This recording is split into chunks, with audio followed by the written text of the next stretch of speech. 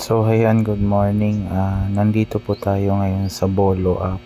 So, papakita ko po sa inyo kung saan po mahahanap yung pag-set ng admin na yung pwedeng makapag-kick yung admin mo. So, punta kayo dito sa bandang itaas. Etong may ano dito, yung tatlong parang ano dyan, burger sign. Pindutin natin yan. So, pag napindot na ninyo, manage room nyo lang. So, ayan, i-manage room ninyo.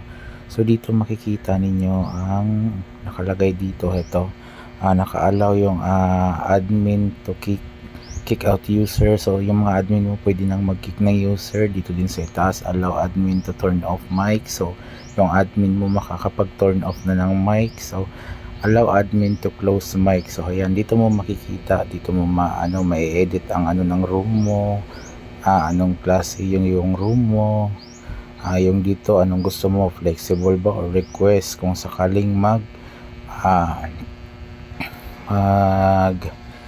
ano ng mic mag-o-open. So ayan, dito po natin mai-explore lahat yung rules ng admin. So ayun, sana marami kayong matututunan.